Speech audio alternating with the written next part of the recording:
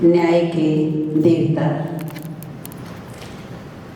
और आप सभी सभा में विराजमान न्याय के देवी और देवताओं को, धन कुबेरों को सब नमन।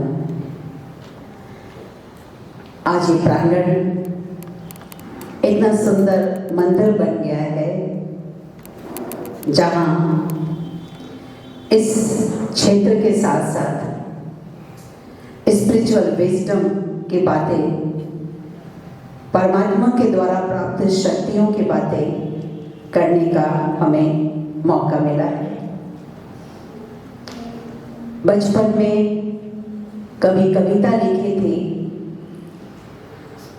उसके कुछ शब्द हैं। मनाना चाहती हूँ आजादी का उत्सव, मनाना चाहती हूँ आजादी का उत्सव, कोई आजाद मिल जाए कहीं। कहते हो तुम सदा मैं किसी से कम नहीं, कहते हो तुम सदा मैं किसी से कम नहीं, परंतु सत्ता, दुनिया की जो हालत है, सत्ता की, धन दौलत के, बुरे वैष्णव के मद में फंसे है माना, पीछे से दबोचा है तुम्हें इन मनोविकारों ने, है खबर इसकी तुमको। आत्मदीप जगाकर इन्हें मार के भगाओ, अगर है हिम्मत तो कुछ करके दिखाओ। ऐसी कमजोर नकारात्मक स्थिति से पीड़ित मानव, जिसे दो तरह की बातों को फेस करना होता है, एक अपराध करने वाले और दूसरा अपराध से पीड़ित लोग, उन्हें आप न्याय दिलाते हैं। भगवान के बाद नेक्स्ट टू जज।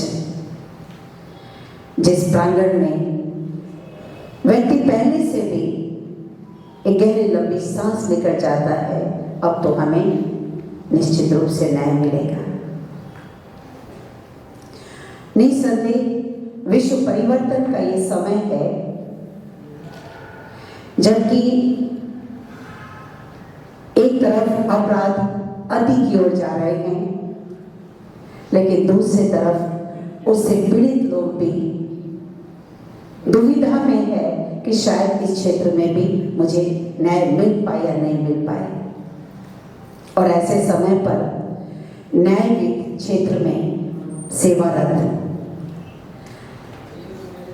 महानुभावों का, आत्माओं का बहुत बड़ा एक चुनौतीपूर्ण जीवन प्रतीत होता है। क्या निर्णय करें, किस प्रकार से निर्णय करें, क्योंकि झूठ का भी चारों तरफ अंबार बहुत है।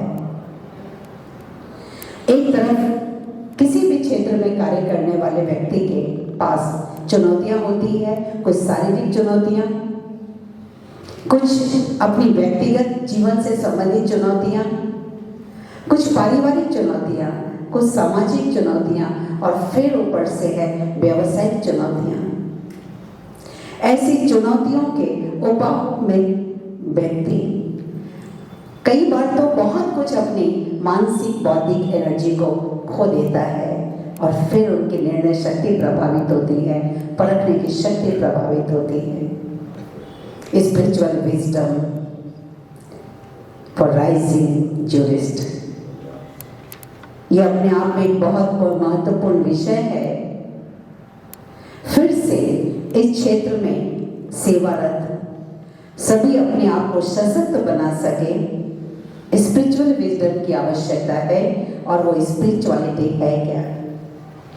हमारे पूर्व वक्ताओं ने बताया है इस विषय पर, लेकिन सिर्फ दो शब्द में कहेंगे। स्पिरिचुअलिटी एक ऐसा विषय है जो हमें अपने अंदर छुपे हुए हमारी कमजोरियों को देखने की शक्ति देता है, उसका अध्ययन करने की शक्ति देता है। क्योंकि आज व्यक्ति इतना ज़्यादा एक्सट्रोवर्ट हो गया है कि बाहरी लोगों को, बाहरी वस्तुओं को, ग्रहों को, नक्षत्र को स्टडी करने में लगा है, लेकिन अपने इनर सेल्फ के बारे में क्या विचार है।